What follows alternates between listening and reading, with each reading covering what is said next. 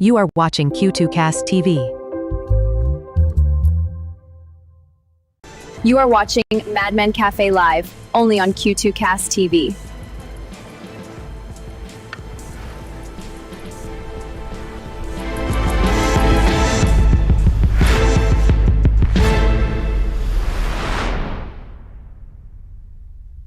Live from high atop his mountain fortress, it's the show that's 100 organic, 40 caffeinated, and at least 50 feet away from all historical monuments. He's the man who once successfully argued with a GPS until it started crying. He's faster than a speeding snail and capable of overthinking a greeting card at a single bound. Hide your snacks and lock your doors. Here's the madman.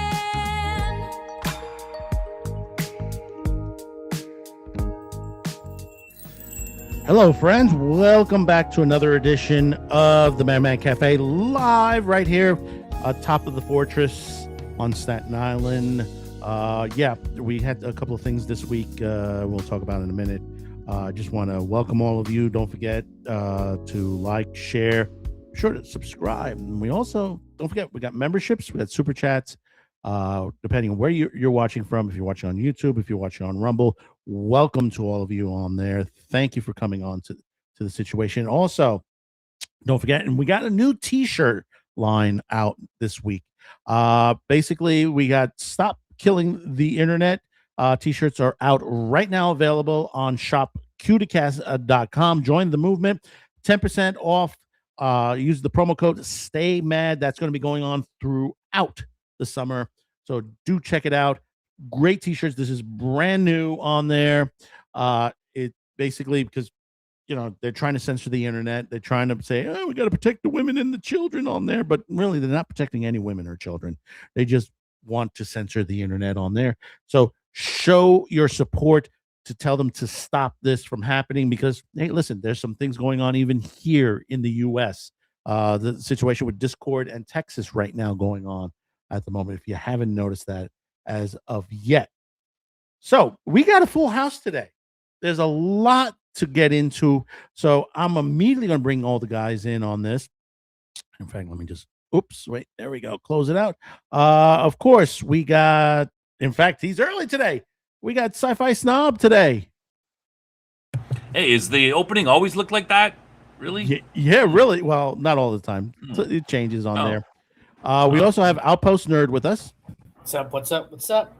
From across the pond, we also have our favorite man from the other side of the planet, Dean.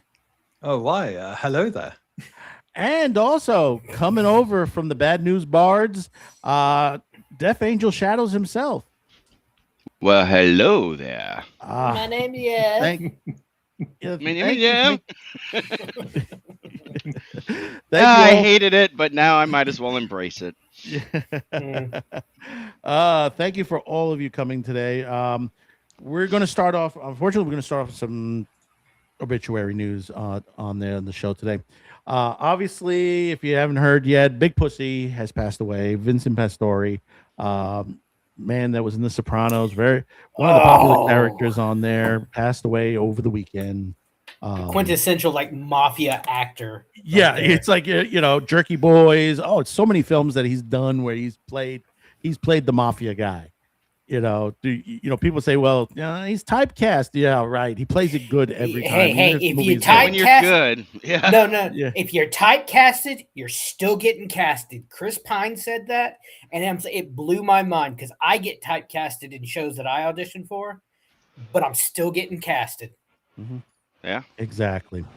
Didn't he? I'm pretty sure he died on the boat years ago, man. Like Tony dumped him from the back of the boat. What are you guys talking about? Jesus. We're a little late with this information. He went to witness protection. He didn't get thrown off the boat. We thought we really thrown him off witness protection, and they gave him the job as a famous actor. Yeah, that'll work. I gotta rewatch that show. I don't remember that part. Yeah. And here's something weird this weekend. We have not one, but we have two obituaries from the Spider-Man universe itself. First, if you remember No Way Home, yes, Maria Rivera, who played Ned's nanny, she passed away at the age of 82 the last couple of days ago. Oh, yeah. She had the hots for Toby. Yeah. Yes, she did. Too young, Yeah, too young. 82 is not that old, man. No. Not these days. No, Not no, at it's all. not. not these days. Also, you probably It's a I little don't know old if a for lot of Toby, you, though. yeah, uh, some of you are not old enough to know this one, but we also lost Kakazushi Murakami. Now, if you're not familiar who this is, there was a Spider-Man series in Japan from Toei. It was a Marvel Toei um, co-op that they did together, and it was sort of like Power Rangers, but with Spider-Man. Interesting. And I think I've Matsumori seen clips of this. and Katsui was the man who designed the Zord mecha for the series and the toy line. He's known for creating a lot of toy lines for the Japanese for Super Sentai, Go Lion, Darugan. He's always been known for that. He passed away at age 83. Yeah, again, still not that old. Yeah. Yeah. Yeah. And closer to home, if you didn't see the postings on there, we lost one of our own this past week. A light to our show itself, to the Man with the Show. We lost our producer, Jay. He was age 16 and a half. We lost him just last week due to an illness, and we're going to miss him. We're going to miss him. He was a good kid. If you've seen our earlier episodes back, going like, oh God, more than, like 8 years ago, you'll always hear him in the background, or he may have jumped into the camera to that point. So, we loved him, and he was a great producer of the show on there. So, Baby J, rest in peace on there. So now now let's get into a little bit news before we start talking about Spider-Man here. Starting off with basically this fall, all the Hogwarts movies, the Harry Potter movies, will be returning to theaters on special days. You'll be able to go see it. Actually, the popcorn buckets are already out. Really? Oh, what is this? Oh, go on. Popcorn It's- bucket. Yeah, Show us the popcorn bucket. Yeah, we got some Harry Potter popcorn. I thought it was buckets. bouquet. Bouquet. Is it Hagrid's Dean beard? got that. We Dean call it got a that, bouquet. Yes. It better be Hagrid's beard as a popcorn bucket, or all right. Yeah, This this is is starting bucket. No, August bouquet. 27th to September 3rd. It'll be, I believe, one showing for each of these. So it's one day. It's going to be showing for that day alone, and basically the next day will be the next movie, and so on until it gets to September. No back-to-backs, huh? No back to backs. I know some people were like, I know some people online were saying like, what? Can't do a marathon of it? Do like An 3 or 4? 18-hour, 24-hour movie? Do a 24-hour marathon Yeah, of it'd this? be God, well over no. 24. Yeah. No. I got paid Yeah. to see a couple of those movies. You got paid to see them. So I was a Universal Orlando team member, and of course we opened Harry Potter there, Yeah. and so they actually showed it. There was a theater there at City Walk, and we actually had a couple of town halls in there where they showed the new film that was coming out at the time. I think it was like 7 and 8 or something like that we saw. So yeah, on the clock. Yeah. Yep. Nice. So basically, you'll be able to see this, like I said, starting August 27th. Check out. I know Regal is doing it here in the U.S. So they're one of the theaters they're doing it on there that's promoting this to that. I like Regal. Yeah. They have a Moving good on theater. to physical media news. There are 2 films that are coming out that have just been announced on there, remasters. Starting off with the sequel to the original Westworld. Future World is getting a 4K remaster on that. If you have not seen this, this is the actual sequel, and one of the last times you will see Yul Brynner in a movie. Yeah. This is his last role. Is Future World playing the gunslinger once again in this movie? Talk about typecasting. Yeah, you got Peter Fonda in here, and it's a decent cast.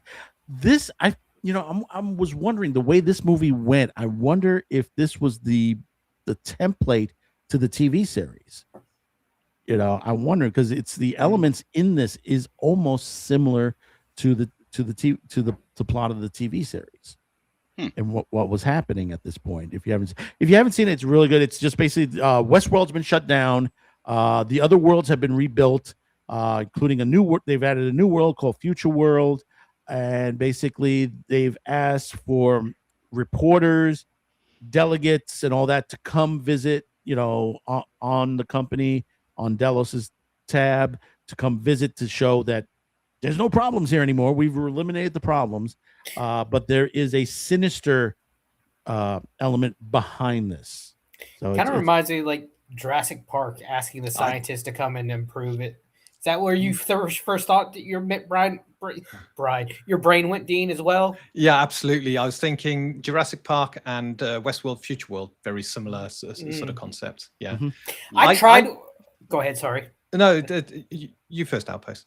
I tried getting into the TV series they did, Westworld, recently. I got about halfway through the first season. I like the what's his name? I can't remember. He's done radio. He did the movie with Cuba Gooding Jr. Radio. He's done so many. He was like the gunslinger coming in every day to try to find the treasure or whatever it was. I like the cast. I like the idea. I just couldn't get into it. I just couldn't finish it. Well, this one, Yul Brynner was mostly in a dream state situation on this. So it wasn't really he was in the film. It was a dream segment. If you watch it, you'll understand what we meant by that. Something of a new invention that they were creating at Delos. So it sort of it added to that gunslinger role in there. But most of it, it's like it had the sinister thing of basically that they wanted to replace the world leaders. Yeah, I think that was part of the HBO series or whatever. Yeah, that's what they wanted to do here.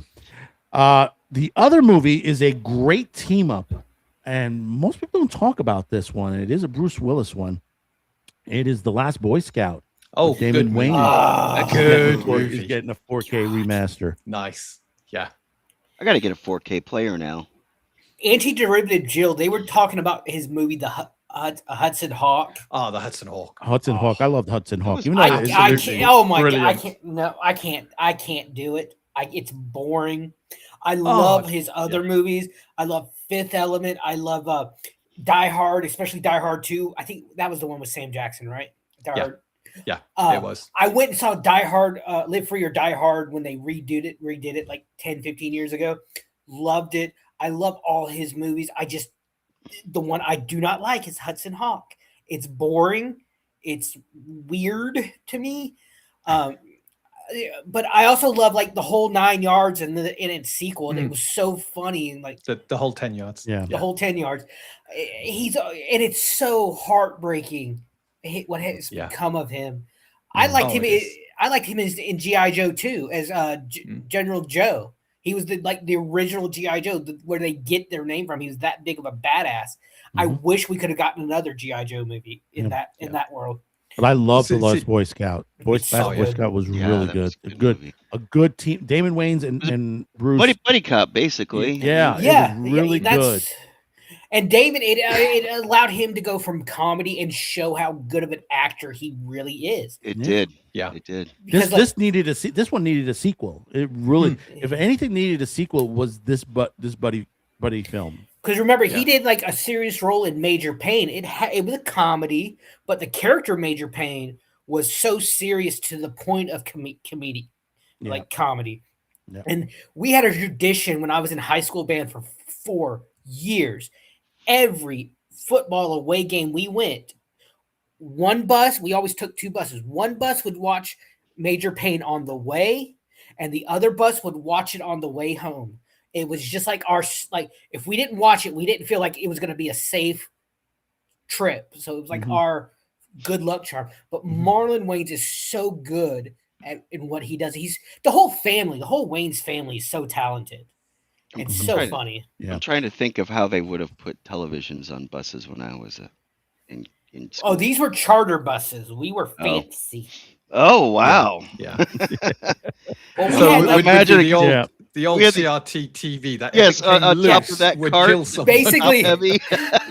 basically like the seat right behind the driver, and you didn't have any storage space. You had the DVD player, And Yeah. one of the seniors, it changed every trip. One of the seniors was like, okay, you're in charge of this bus.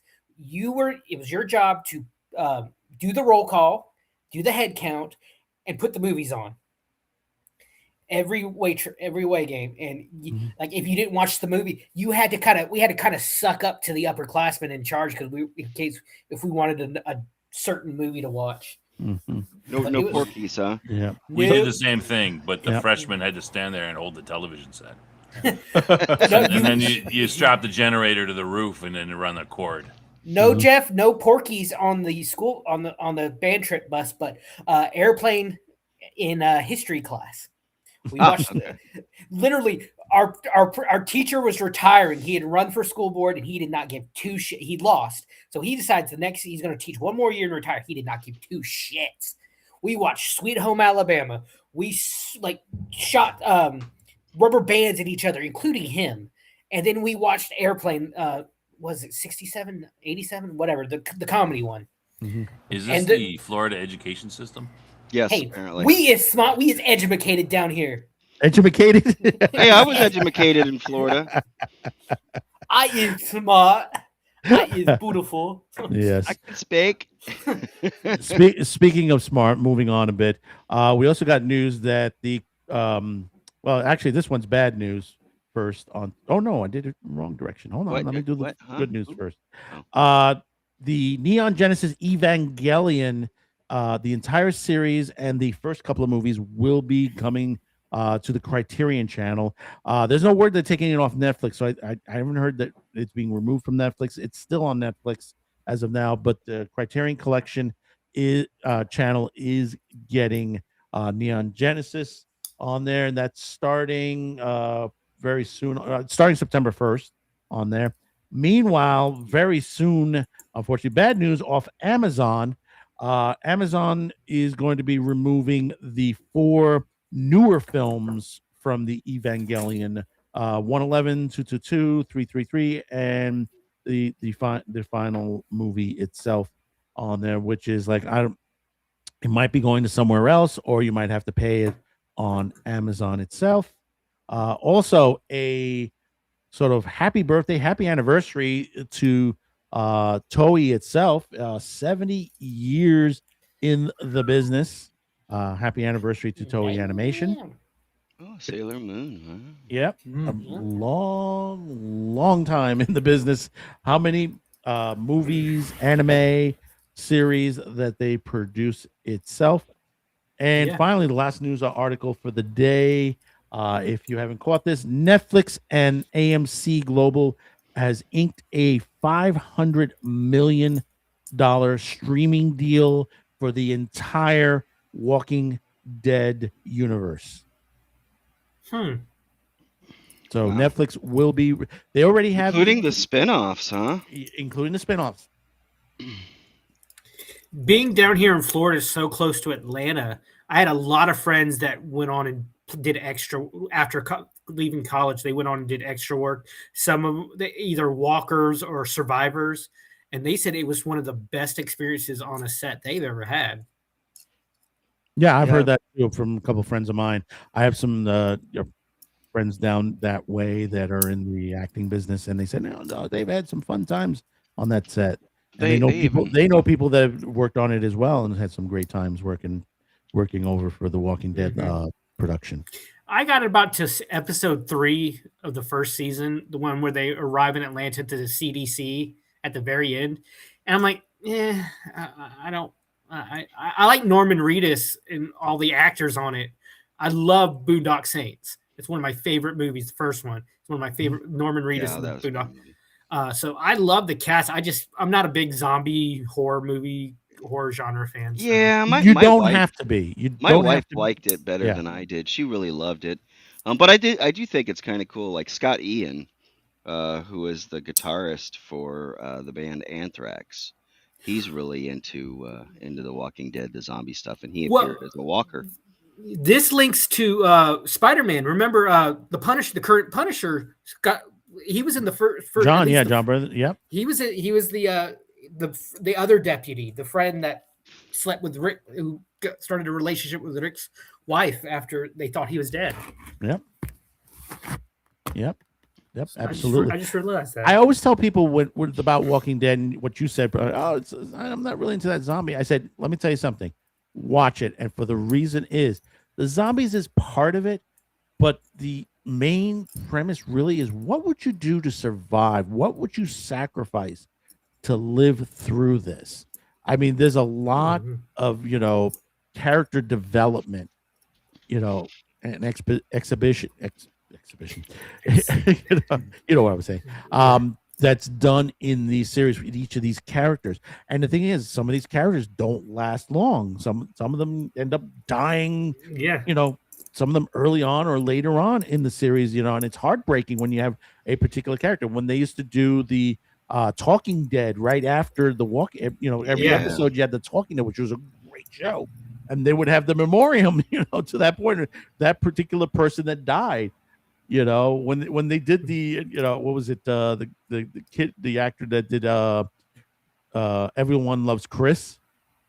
And they made the joke, everybody ate Chris, Everybody ate. That was he died horribly. like I said, it has a great cast. Jeffrey Dean Morgan as Negan. It plays a villain so well. See, and the thing is I loved his character from Supernatural, and I had a hard time. I had a hard time with him being a bad guy. It just was like, No, you had two people from Supernatural in there. Maggie was also the actress that played Maggie was in the first season of Supernatural. Lauren Cohen. Yep. Yeah. She was in a Harold and that Kumar, not Harold Kumar, that Van Wilder, The Rise of Taj movie. When he goes to Oxford, I remember that. Right. God, she's gorgeous. Yep. So hey, look out, because Netflix is going to get a shitload of Walking Dead, and it's going to be there for a while. See, and that's the thing that gets me, is that everyone says, "Oh, gee, they drop friends and all that." And this one dropped this and that. I said, well, that's the streaming site not making the deal. Yeah. They can make the deal. If you put the money on the freaking table, they said, oh, go right ahead. Keep it. You want to stream our stuff? Go right ahead. Yeah, she played Bella Talbot. Yeah. On, I just saw a short the other day that she has baby Toad, and Dean is pissed. Mm-hmm. Like, you don't mess with baby. You don't mess with baby. No, her character got drugged to hell by hellhounds. So she's got a horrible ending to her. How did she die in Walking Dead? No, she's still alive. She's in the new really? series. Oh, okay. She's with Negan in New York. Yeah, doesn't she? Yeah, she survived the first series. I remember that because her and Negan, like, there's a scene where Negan is sitting like around a campfire and she walks past and they just stare at each other, if I'm not mistaken. But one of my favorite episodes of Supernatural is one of the, I think the 100th or 200th episode, I don't remember, where Sam and Dean use the magic pearl to make a wish, and they actually bring their dad to from 2002 to 2016. Mm-hmm. And there's this whole great scene when they're in the kitchen and he's having a drink and they're explaining everything. And he's like, oh, at least I got old Yellow Eyes, the demon that killed Mom, right? And right then you hear their mom walk in, Sam, Dean, and he's just like, oh, Mary, you see him break and he's so relieved. But the sad thing is when they send him back to the past, he wakes up in baby and it was to him all a dream. Yep. Yeah. But I didn't like how Supernatural ended on there. They're thinking of bringing it back. I don't see how they've been talking about, though. It looks like they're close to crossing the lines on those. There was potential for the prequel series, but they just it was the wrong era in television broadcast. Yeah. CW was beginning to falter at that point. They tried to do it to Supernatural, and there was a couple of episodes where it snuck in, and I think they got a lot of negative feedback on that, and they kind of they had several. One was one of my favorite bloopers from the Winchester series. It had Tom Welling as Mary's father in it, Right. And it had Dean come. He was like a time traveling spirit from heaven, and he broke the rules and stuff. And there's a scene where he says something like, "Yeah, this isn't how we did it on Supernatural, which went 15 years, and that's 10 if you're counting. That's 5 longer than Smallville." And Tom Welling it's like, "You son of a bitch." Because I love it because I love the bloopers of Supernatural. It has some of the best bloopers ever because Sam and Dean, they just could not stop. Oh, they ragged. Yeah, they ragged each other. They ragged. They still do when they do appearances. And in the last season of The Boys, it had all 3 of them together. You know, Soldier Boy was played by Jensen, and Castiel and Sam guest starred, and they literally had to keep pulling themselves back because like they kept kind of having to realize, okay, this is not our show anymore. We are not the stars, but they still ragged on each other. Oh yeah. So that's it for the quick news that's going and things going around the net. I can't quote that, then I'll get in trouble for that. Well, you didn't even talk about the raining indoors and stuff. I didn't put it in there. I didn't put it in there because there's so much that we're covering. But let's talk about it for just a moment. If you guys haven't realized that, hold on. I just did a fucking stupid. I got a little pocket knife for a gift a few weeks ago, and I'm just sitting here like, Tell me you cut yourself. No, I did not. But I almost did because I went to close it, and my finger fat was in the way, and luckily it just grazed it. But I did a stupid. Oof. Can't take you anywhere. We can't take you anywhere. Speaking of can't take you anywhere. Just give me some helmet and some bubble wrap. I'll be fine. Okay. Gen Con. I know you guys have been covering Gen Con while I was away for a little bit, handling family service. We had a bit of a issue with some rain. Yeah. Yeah, just a little. Just a light drizzle. Just a light drizzle. Inside the auditorium. Oops. And the parking garage. Now, the water that was flowing down the parking garage, man, that was it flooded some of the parking areas. I don't think it was too terribly deep, but it was deep enough that people's shoes were getting wet. Yeah. Well, we'll explain what happened. It was a storm that rolled in, including a tornado. What was the category on the tornado? Was it F1? I don't know if I saw that. I mean, I heard. I know the warnings went up. They were like they had the warnings going off. They were telling people to head to a certain part of the convention center. Shelter in place. Yeah. Shelter in place. They were telling them move to this. I guess they moved to the center section of the convention center, which was the safest point. But the thing about it is, all the water that hit to that rooftop just literally cracked open parts of the ceiling, and there was like water coming down, like if the sprinkler systems were freaking broken, and people's stuff got wet. Yeah, I heard it was like 4 inches an hour or something. So it was pouring down. Yeah, and the thing is, it fell in on the players' room. Yep. And it fell on a part of the vendors' room also.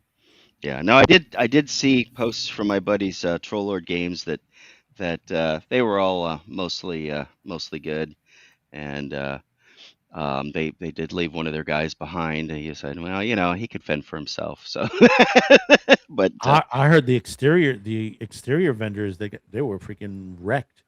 Yeah. Oh, I They believe were it. wrecked, completely. I wouldn't wish that on anybody. No. That type of stuff. Obviously,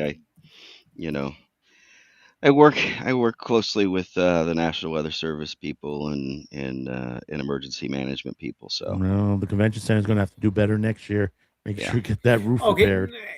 Yeah, I'm about to say this is not. I don't think this is on anybody. This is an act of God. This is. Oh yeah, no, it's an act of God. Yeah, absolutely. This isn't like the Hall H debacle the week before. That kind of thing. No.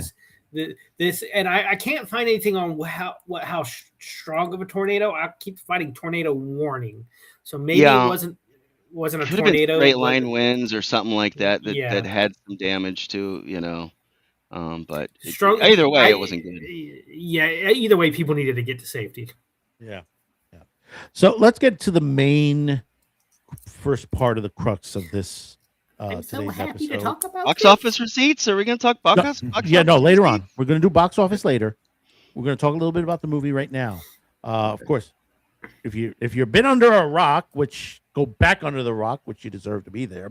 Spider-Man's Brand New Day was released over the weekend, and it broke records. Sort of embarrassing the Odyssey itself on there. And we'll talk about the box office numbers a little bit later on there. Spider-Man. Sorry. But what we're going to do is we're going to talk a little bit on spoilers. Uh-oh. So, ladies and I'm gentlemen, gonna plug my ears. No, I don't. Go la la la la la. Basically, I mean, this was a good movie. I mean, obviously, it was a good movie. We had Spider-Man, the opening segment, the montage. I think that was really good because you saw everything from Scorpion to Tombstone to Boomerang. Yes, I had to stop it. I'm so happy to see other like villains, see them build up the rogues gallery of Spider-Man, especially Tombstone. He's such. I remember seeing him in the animated series. I was happy they're bringing in, and I'm hopefully don't do like a robotic tank Rhino like they did. Well, the one thing about it is, and I said this with X-Men '97 over with the Marvel Disney. Somebody is starting to read the comics. Yeah, because you had some of this in the movie. Literally, I mean, this is comparisons to comic book covers that throughout the Spider-Man run, you had these particular covers done in the movie, live action movie itself, which was That's pretty awesome. Not bad. That's pretty good. Yeah, I did not know that. Yeah, it was just literally they reenacted these covers. Mm-hmm. And obviously, you had a great cast to the movie itself. I mean, besides, you had Tom Holland, Zendaya, John Bernal was in there, Frank Castle, Punisher, Punisher, Michael Mando playing Scorpion, Mike Ruffalo as the Incredible Hulk. Mark Ruffalo. Mark, yeah. You said Mike. Yeah, there's a reason why I said that. He's a mic. You know what I mean by that? Because he's always in front of some sort of mic. Okay. Yeah, and if you listen carefully, Keith David was in there. Mm-hmm. On there in a scene.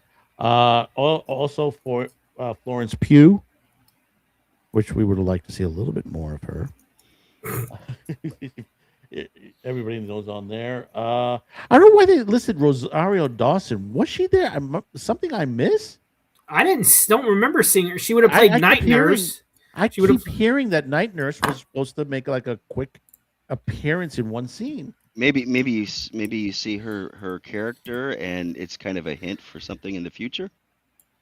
It's supposed to be, but it might have got cut. Sometimes they cut something. They may have cut it. Might be in. Still get the cred. No. Her it's not on her wiki or IMDb that she was in it. It's listed. It's listed in the credits. On there. So sometimes it's probably a deleted scene. Yeah, it's probably a deleted scene to that point. Of course, obviously, which I didn't want to see a lot of this. I didn't want to see a lot of MJ and Ned in this, but they gave us it anyway, and it was good. It's such a big thing of what Spider-Man is at this point. It needed to be addressed. It needed, but the thing about it is because you had other characters addressed in here, you added new characters with I thought it was great. Like you added Jean DeWolf was added to the series, which was a character in the original comic book series on there, Jean which DeWolf. Which one was a race swap. Which was a race swap. The cop. Yeah. Which she had a tragic ending in the comic itself. I don't know if they're going to do that to here, but I kind of expected them to kind of stick with basically away from them and him dealing, which they did. You're dealing with Frank Castle, Florence Pugh. A lot of the things that were going around during this movie. But the thing about it is, and I love the bit of the confusion is, does he have the symbiote, or is it this becoming the man spider situation? There was no mention of the symbiote at all. No, it isn't. But the black eyes, and also the scene with him fighting Scorpion when Scorpion was taken over by Jean, and he beat the crap out of Scorpion. That is in the original. When the Venom symbiote started to take over Spider-Man, he was out of control. But I'm thinking that this is going to be more focused toward the mutation. That's exactly what it is. I think connecting to him at this point with Venom is too much of a stretch. We don't see that at all at this point. All we saw, the last we saw of the symbiote was that little drop left over after the last movie. We don't see it again. It's not explained. If that's the case, then the next movie is going to have a lot of explaining to do, because it's been 5 years since the last Spider-Man movie in the world, because Ned and MJ have graduated from MIT at this point by the middle of the movie. And one thing I have to say before we get too far into it, this is one of my favorite Spider-Man suits I've seen since Tobey Maguire. Yes, I have to agree with that. The simplicity of it. It looks like you're looking at the Tobey Maguire suit, and I love that suit. It doesn't have like the exaggerated line spider webs like Andrew Garfield's did. It's not the Iron Spider suit, which that to me should have been used sparingly in this with this version of Spider-Man. But I love the suit. It is such a throwback to the original suit. Mm-hmm. Talking of Venom, so 3 films have come out from Sony called around Venom, Let There Be Carnage, and The Last Dance. And of course, Tom Hardy, I believe it is the guy who becomes one with Venom. And does that mean, because they are part of the MCU, are they not? Those films? No, they were Sony. They were not. But this is Sony. But no, look at the screen, Dean. No, it's a different world. What they Outpost. This is Sony. Sony Studios made Spider-Man under the Marvel Studios banner. But you can't. Yes, but you can't. There's ways that they have let me talk. The licenses that you can't do certain characters with each other. They did it with. They were able to get through this by when they had the deal. In the last movie, at the post-credit scene where I think Flash is Tom Hardy's character, Flash Thompson. I think they leave that little drop of Venom symbiote in Tom Holland Spider-Man's world, so they were able to get it. But right now, we're not seeing the two IPs together yet. Is what I'm trying to say. Yes, and I would agree, but they are considered part of the same Marvel franchise universe. Yeah, because there's been references in the films between them, and along with, I think it was Madam Web, Kraven the Hunter, Morbius. All those films were designed to be integrated more fully with the Marvel universe. Yeah, and Jean DeWolf is part of that in a way, because if you know her backstory from the comics. If Sony goes the way that her character goes in the comics, this sort of introduces the Eddie Brock situation between that's right. Between him and Peter Parker, because what happens is Jean gets killed by Sin Eater. If you're familiar with the comics, there's a character called Sin Eater, which is her partner. Her police partner ends up murdering her. Spider-Man ends up investigating this, but cross paths with Eddie Brock. And this is the part where Eddie Brock starts to hate Spider-Man. So it's like it begins the path toward Venom if they go in this direction. Yeah. The point I'm making is I think with the Tom Hardy direction they've taken, I don't think it's about the symbiote in this. I think it's about the man spider. That's the point I'm trying to make. That's what I'm, because they've I already agree. chosen a direction for Venom.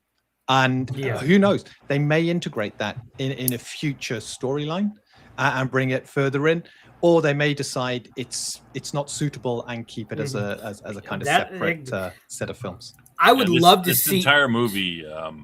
This entire movie revolves around, we see Peter constantly checking his hormone levels, and the arachnoid hormone levels are high, and he's trying to suppress them. It's pretty obvious that it's. I would say that I'm 99% sure that this is not a symbiote. This is as you said, the man spider stuff is the references to the spiders going through their 3 different stages. Yeah, like he's becoming something different. He's evolving as a spider.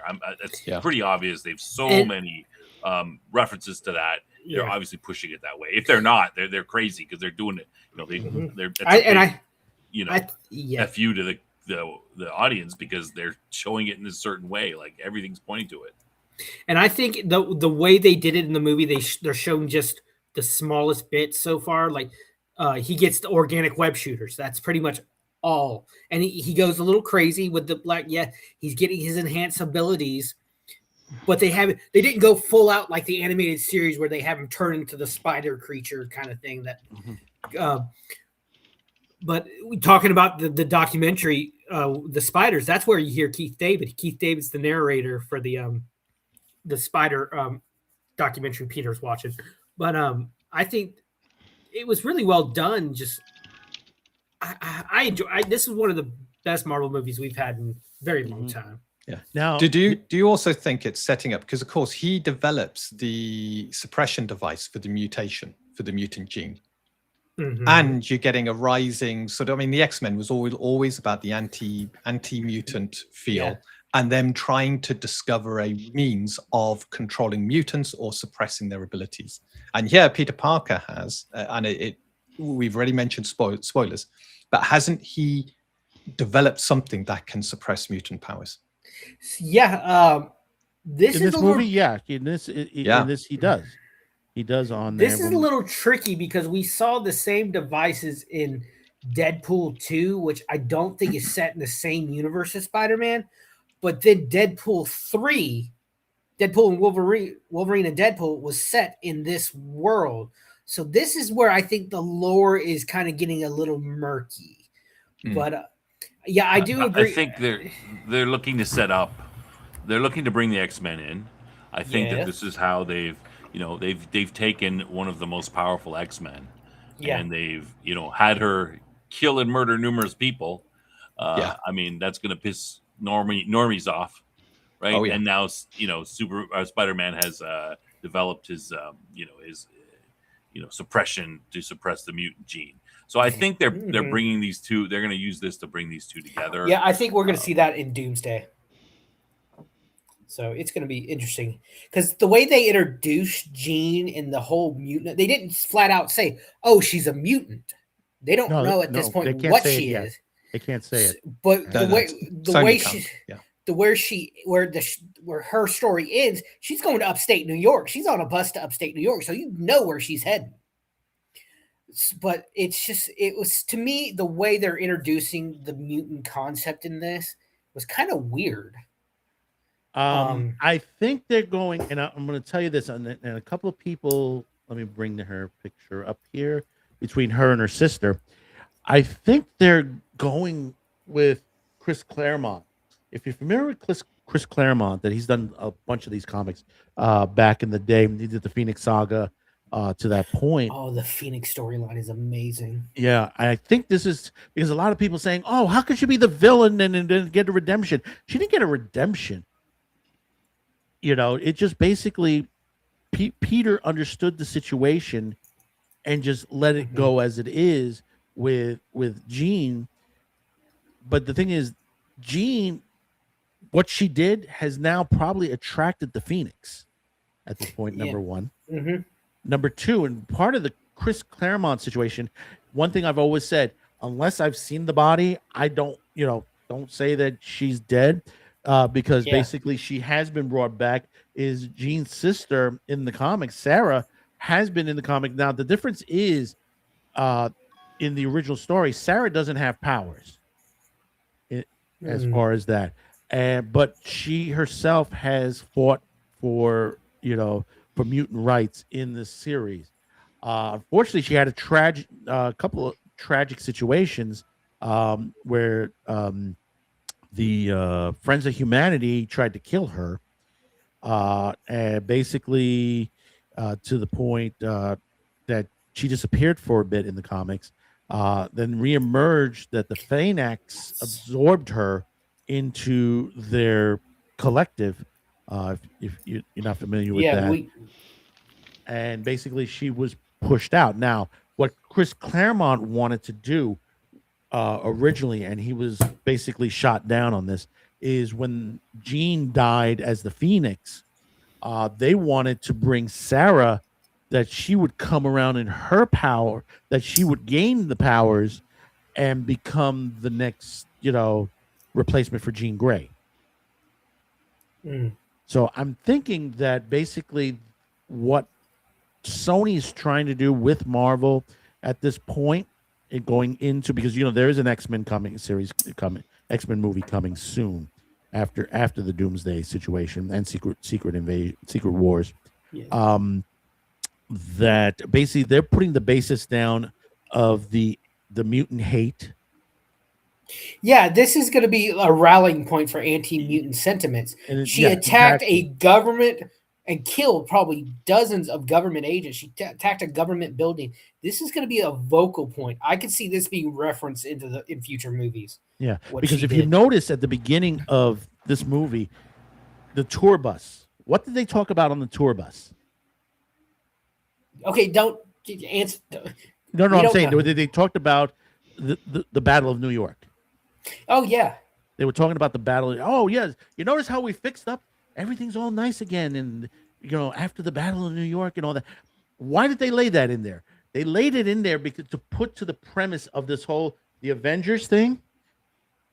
The Jean Grey thing, the X-Men thing, the whole the hatred for mutants at this point. The Man Spider situation and a couple of other things. Of course, Secret Wars and Doomsday. They've thrown this all into this particular movie. I could see not just a anti-mutant sentiment, but an anti-enhanced individual, any individual, no matter, because we saw in Age of Ultron, after in Civil War, the impact that Age of Ultron had. We've seen events in past movies impact the sentiments and ideals and the plots of newer movies. We just the whole idea of Civil War was dealing with the ramifications of the past. And one thing I want to point out, this is one thing that I've heard, I've looked at. Everything, there's this thing, Tony Stark learns from his mistakes, yes. But everything he has done to try to fix his mistakes has blown up in people's faces. Okay, I have examples. With the Sokovia Accords was him trying to fix the mistakes made during Age of Ultron. Age of Ultron was trying to fix the mistakes from the first Avengers movie. Him seeing the army, what an army can do, and him and Banner going way too far. Well, in this one, after the Battle of New York, damage control was created by Tony Stark along with the government. And we've seen damage control grow up into this big, bulbous government evil group. Everything Tony Stark has tried to do to fix the problems he's created has backfired. And this is, to me, such an amazing plot point, because it just shows, it tells you no matter how good you try to do, it can be twisted for bad, given the wrong people in charge. And the thing is, I don't know if anybody noticed this. I did. But there is a link toward Daredevil in this movie. Mm-hmm. Yes. Let me bring it up. If you look carefully, the poster that is on the dumpster Yes. is I did not Wilson catch Fisk that. for mayor. And also, who's the woman that gave the key to the city to Spider-Man? I hate when you do that. Fisk's basically Secretary? assistant, the assistant Okay. to Fisk. I need to watch mayor the rest campaign. of Daredevil. Yeah. I love the first season of Daredevil. Yeah, it is was basically amazing. the woman that basically I forgot her name on there. But basically, the assistant to Fisk in his campaign. Vincent D'Onofrio is just an amazing actor. Yeah. So we're starting. Yeah, go ahead. Sorry, I've been watching all the Men in Blacks recently, the movies and the TV show, cartoon show, and him as Edgar. He actually came back for years and did every voice of every bug on the TV series. He's such a great. He's one of my favorite actors. So, sorry, I just had to say that while we were talking about the Kingpin. Yeah, but yeah, go ahead. I think Snob wanted to say something. Yeah, would Fisk be better than Mandami? Yes, yes. Madman, you're the one who's dealing with all that stuff. Well, Madman's got to live with it. Considering, let me put it into this perspective now. They're investigating the voters right now because they're saying there's 500,000 votes that shouldn't have been there. Uh-oh. Yeah. So they were all for Fisk. Yes. Yeah. They were all for Fisk. They were all for Fisk on there. But a couple of other Easter eggs in this movie, people, some people that didn't even talk about really, is another character that's could be coming around that we've seen twice, played by two different actresses in the Spider-Man universe, and it's going to be. I think that they're introducing Silk into the series. So, because if you haven't noticed, the Asian girl, Cindy Moon, who was in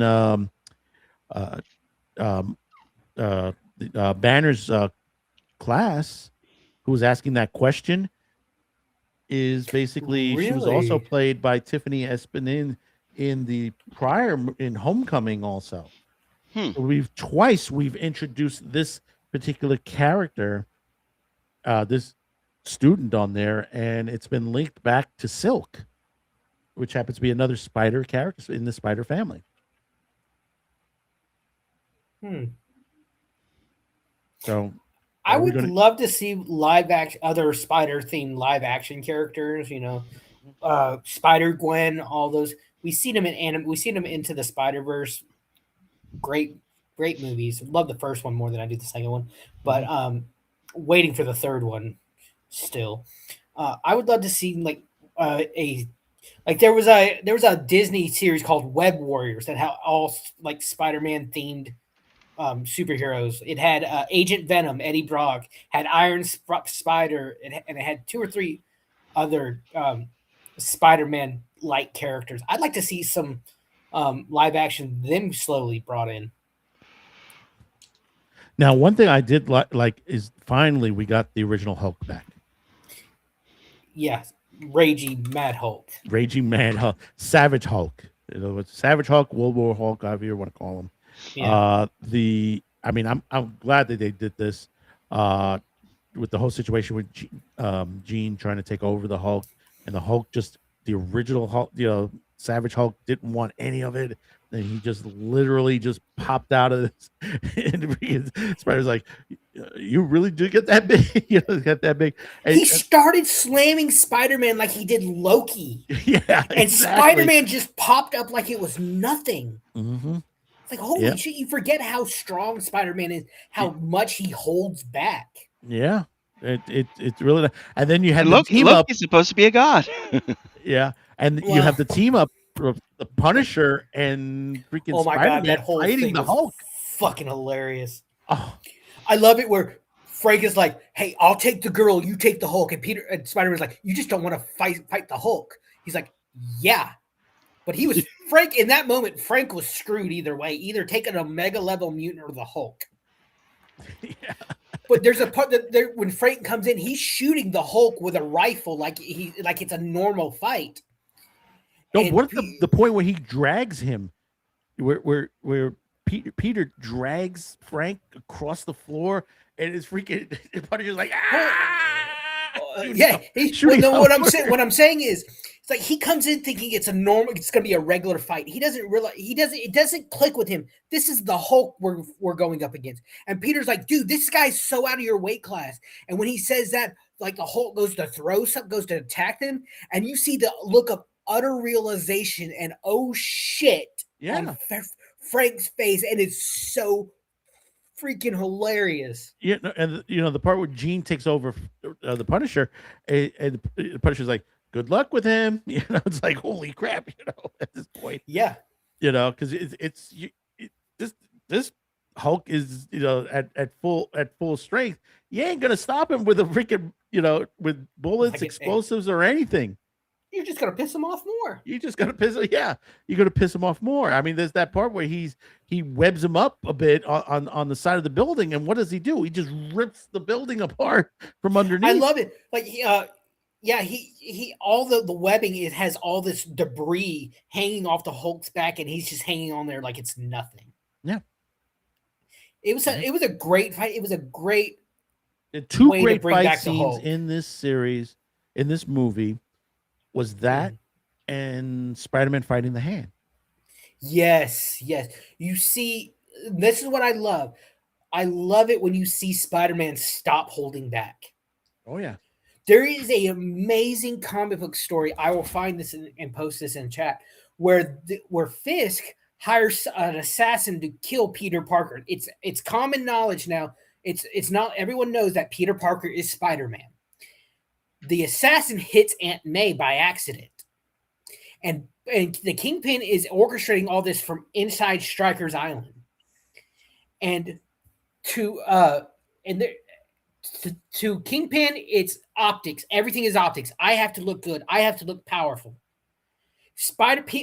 Peter comes in. He's got his black costume on, so he's serious. And he there's no jokes. There's no little quips back and forth. Spider-Man beats the tar out of Kingpin. Yeah. And then he tells him, he said, I found your throat before you could even react, and you would suffocate within 2 minutes. And all this is in front of all the inmates that are watching Kingpin get his butt kicked. And he said he goes and he's unmasked. He doesn't have his mask on. This is Peter Parker fighting Wilson Fisk, not Spider-Man fighting the Kingpin. And he says, if anyone, and he tells everyone in this, he said, if anyone comes at my family, if my aunt dies tonight, I will be back and I will end this. He said, I will actually break my rule. I will kill Fisk and everyone. So it's this idea that he didn't have to kill him or beat him. He just had to ruin his reputation. And that's what Spider-Man did. He ruined Fisk because Fisk was just a man. He was a strong man, but he was just a man. Mm-hmm. I will find this because it's one of the best storylines of Spider-Man I've ever read. Yep. And we saw that. Snob, what you think of the fight scenes? Sorry. Snobby. Snob? Yeah, sorry. I thought they were excellent. I really enjoyed the. So let me two comments here. The general fight scenes, they're changing them, and you can see Spider-Man is using his webbing a lot more to wrap villains up. He's being much more creative with it, which I understand is kind of taken from. I haven't played the video games, but it's kind of taken from the video games. I think.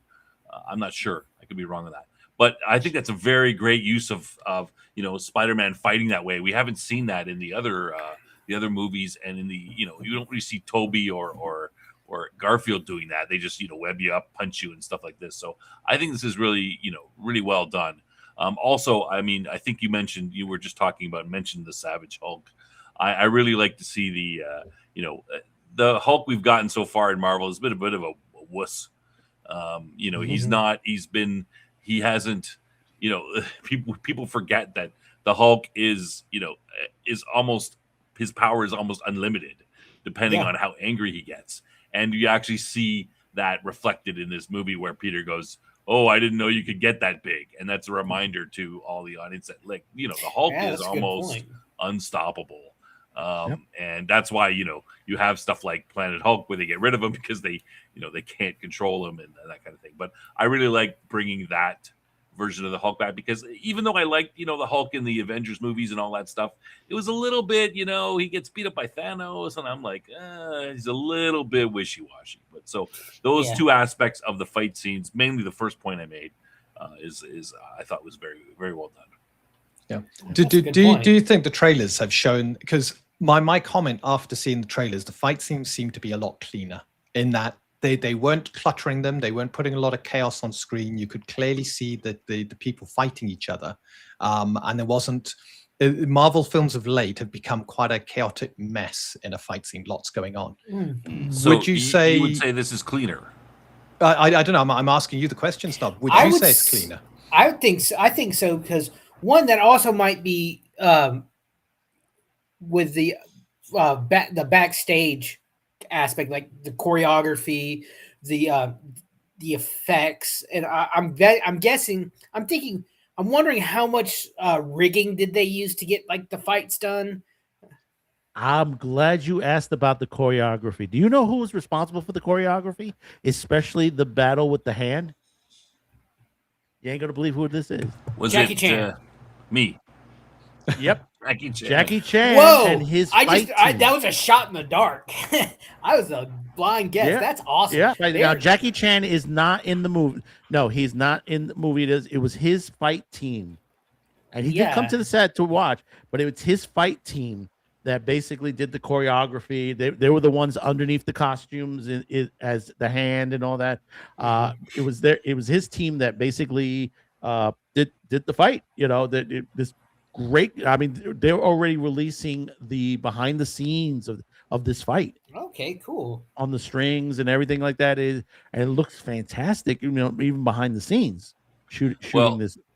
To answer Dean's question, I was going to actually bring up this fight scene with the hand, and I thought that was one of the more, that was even a little more innovative than the usual, them Spider-Man wrapping up the various other single villains. Exploding his web thing, going up and going down, some great cinematography there, and they actually, slowed it down to, I think, so that we could see it a little better, which is a good idea.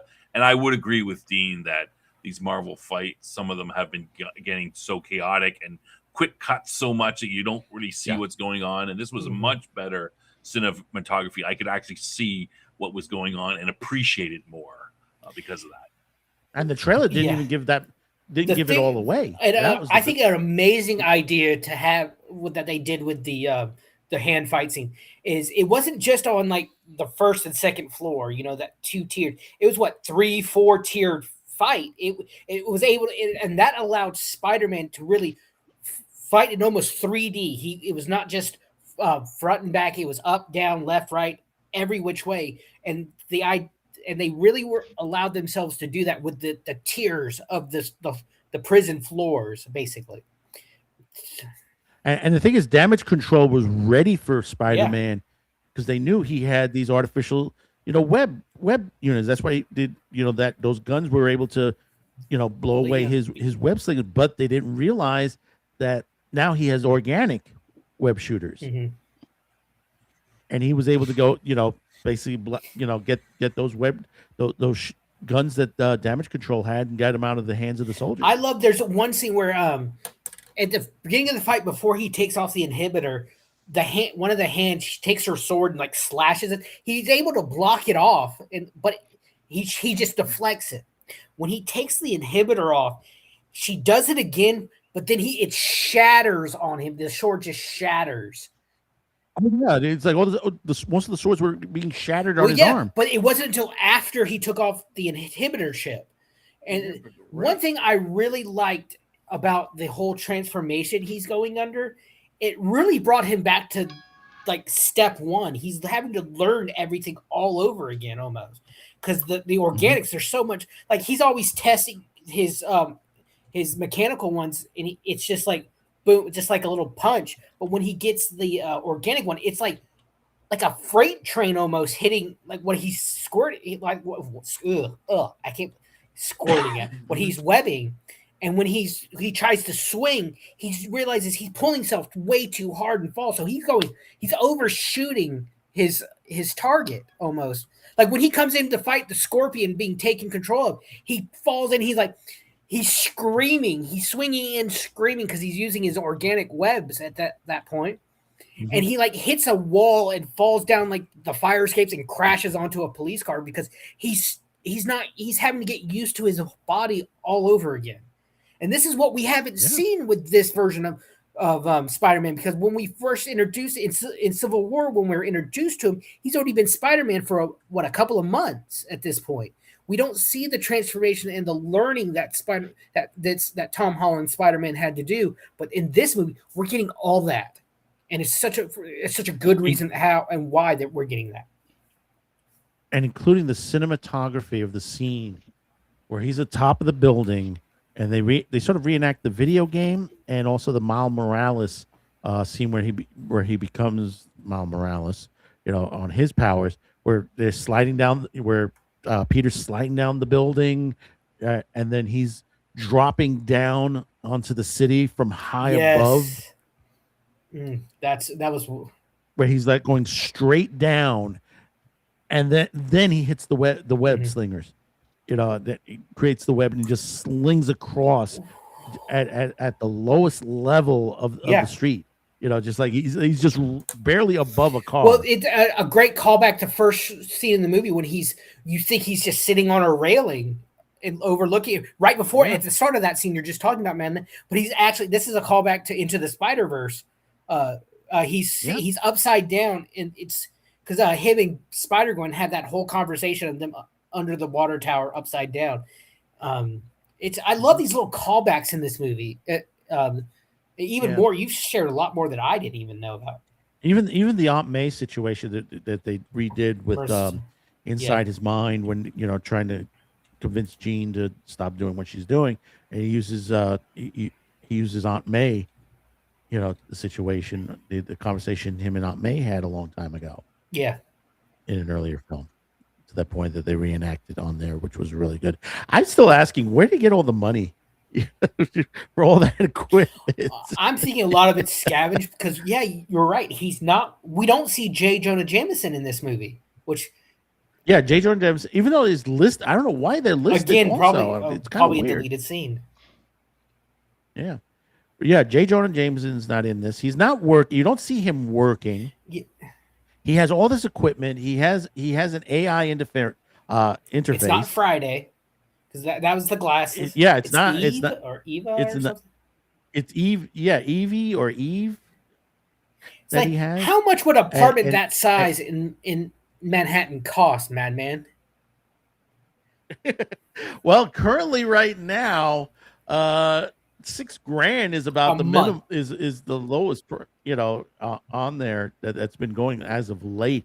If you want a studio, roughly $3,500 to $4,000. Yeah, and considering that's what that was, I think that was like a studio apartment. Yeah, I think so. But yeah, he had in a basement. It wasn't on the attic. It wasn't a. It was attic or basement. It wasn't an apartment, right? It was It was a storage area or something. Yeah, but I don't think it was. I think Snob is right. It was an attic. I don't know if it was an attic. I got the sense it was up because when he looked out the window, it seemed to be high up. Yeah, it had it doesn't really matter. But I was going to say it was rent control, but I don't think probably was if it was a new. Yeah, rent control. My thing is, I give this movie a B+ because it left some questions unanswered and some character. I would have loved to see like J.K. Simmons come back and see how Peter would have worked for the Daily Bugle with its not being a newspaper but a InfoWars. It's more like I would have loved to see how that.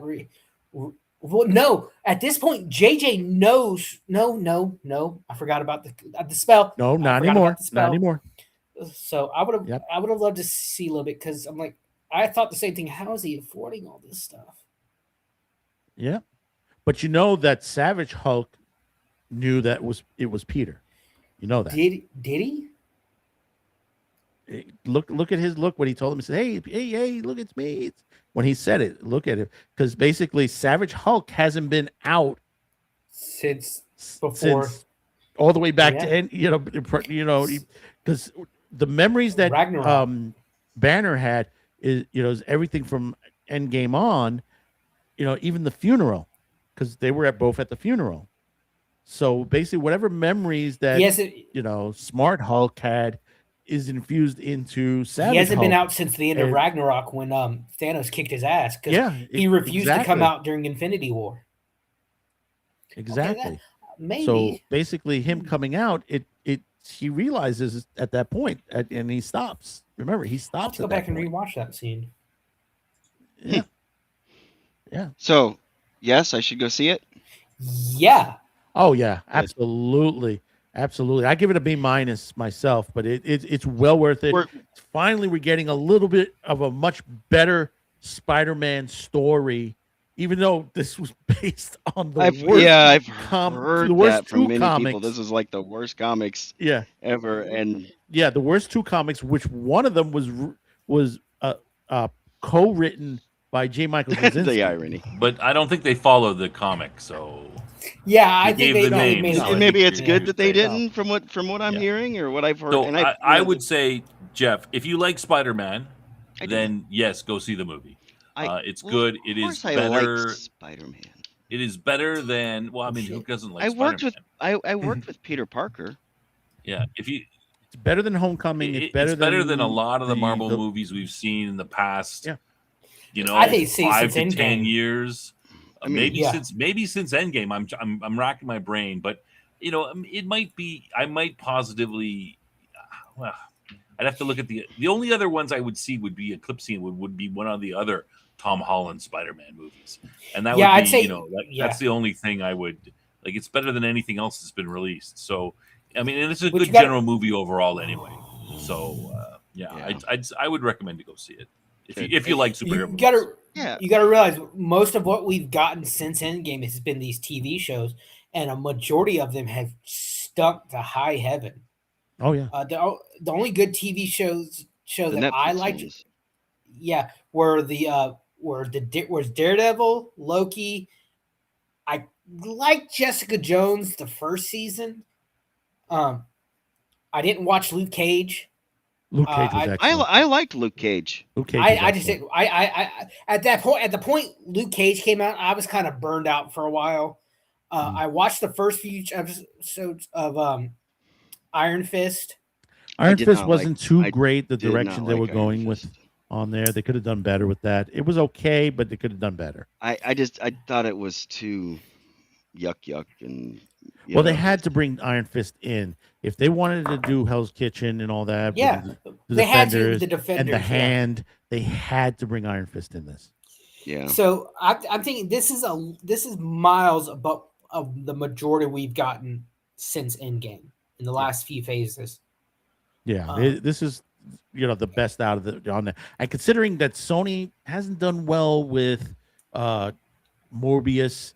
And the couple other films that they did after that as well, Kraven the Hunter, and the thing about it is that are they going to use Morbius and Kraven the Hunter in the near future? If they're going to do the man spiders type situation where he gets out of control, they need the Punisher, they need Kraven, and they need Morbius. Yeah. See, the whole thing with this, who owns these IPs? You got to remember in the early 90s, Marvel almost went bankrupt. So what they did in the 90s, they sold off a lot of their IPs. Like that's why we got the X-Men movies, and they became big. And Marvel was like, "Oh, we fucked up. Yeah, we could have done movies."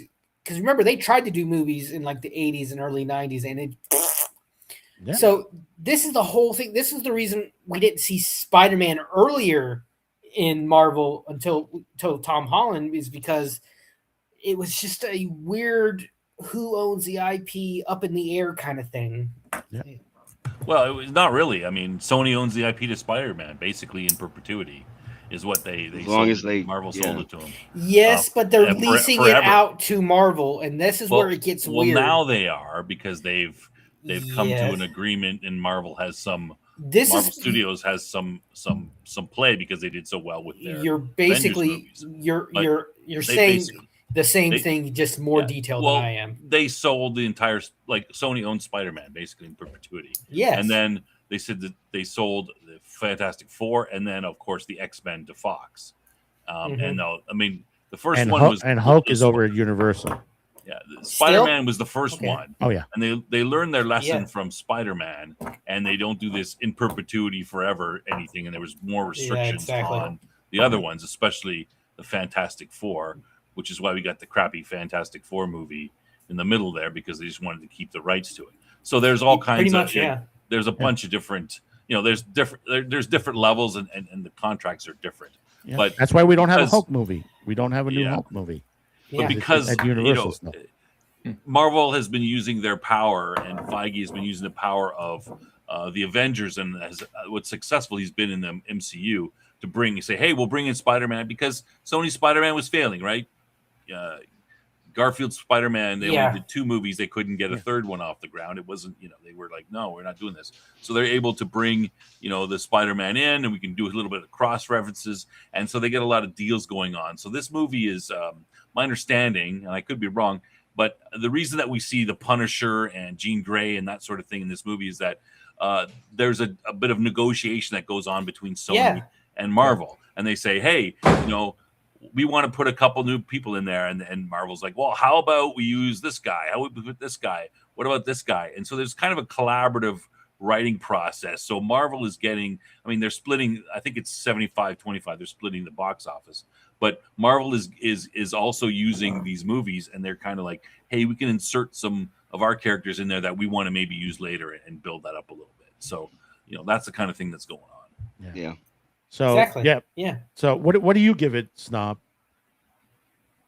I got to think about it a little bit. I was thinking around, like, there's some really good things about the movie, and but I have some points that are negative. Now, I think the negatives are not as strong, like one for one, as the positives, but it kind of bugs me that they could have made a great movie as opposed to a very good movie, and there's just some choices they made that I'm not sure, they don't make it as good as it could be. But so it's kind of difficult. I was thinking around a 7. That might be a little harsh, but but a 7's a fair score. That's like a low, like a B minus C plus. It's good. Yeah. When I look at some of the past scores, like Superman last year, I gave I think a 6 somewhere around there. Fantastic Four way below that. I thought that was a crappy movie. I thought Superman was meh. Now I gave Superman like a 9. Yeah. I liked it. I loved Superman. It was nice to not see a dark, gritty Superman for a change. Yeah, but it still was not that great in my view. But I'm just wondering, is this movie I would sort of think is better than, like, it's more than 1 point better than Superman. Like, I thought this is much better than Superman. Okay. So I'm kind of going back and forth, but I'm going to go with a 7 right now overall because of some of they could have done better.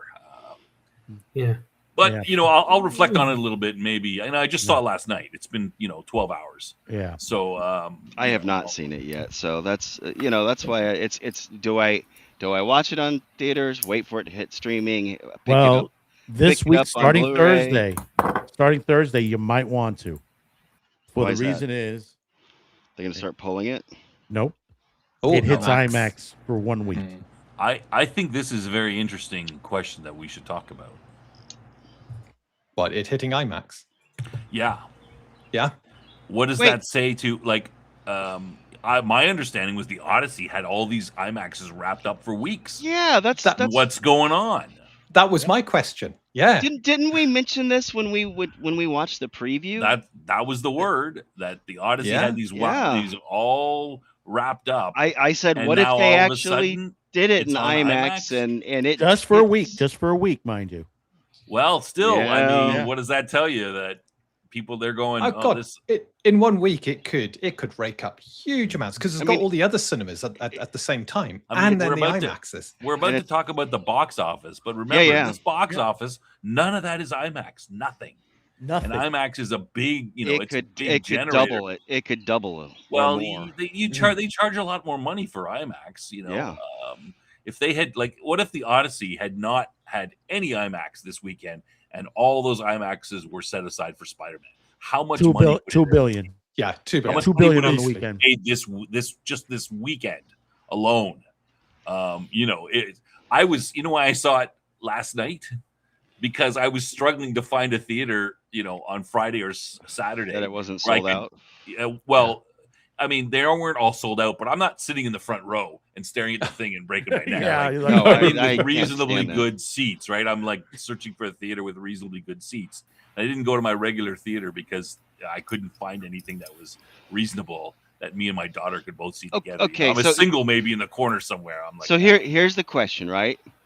You guys are suggesting wait for it to hit IMAX. Thursday. It hit IMAX Thursday. So that you understand. I'm not saying that.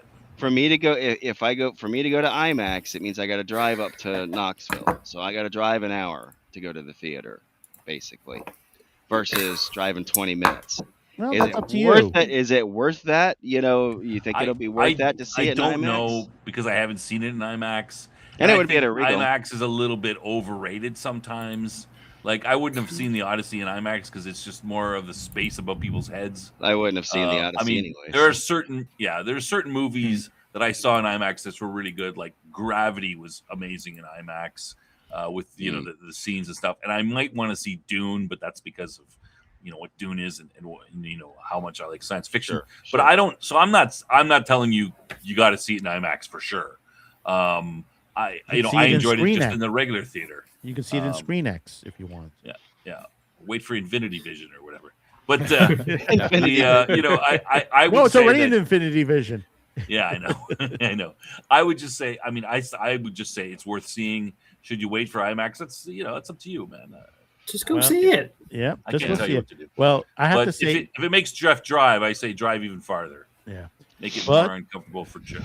My truck will thank you for that, I'm sure. I'm sure. I do have to say, I feel sorry for this group of people for the reason is they went to see Spider-Man a couple of days ago, and unfortunately they had to leave the theater.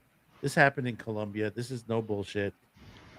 Fortunately, somebody cracked one real good. Why are we talking about this? This happened in Colombia. This is in Cartagena, Colombia. Now, whether this was a gas leak or someone dropped one hell of a stink bomb in the theater, unfortunately, people had to leave the theater. It wasn't evacuated. It just people couldn't stand the odor and left the theater. Did they let some of the Gen Con people in there in Colombia? I don't know. Tell my daughters that was not me. Yes. But if this was somebody who cracked one, holy crap, I think you need to go get yourself checked out at this point. Gastroenterologist, yeah.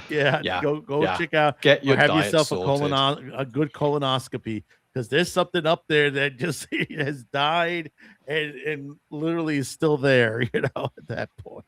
It's perfectly natural. Yeah.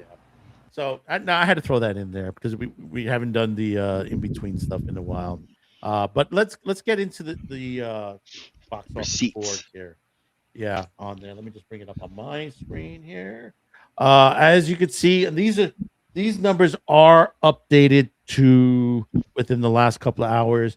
The Monday numbers are not there. The international numbers are updated. So we have here Spider-Man Brand New Day has done 360 US, and we'll bring this to to those numbers there. Yeah, that's what I saw just a little bit ago. Yeah. It's 407 right now. Billion. Updates 407, 645 international, $1.5 billion. So it's outpaced 1.05. Yeah, it's outpaced the Odyssey in one weekend. In one, it's done what the Odyssey. It's outpaced the Odyssey completely.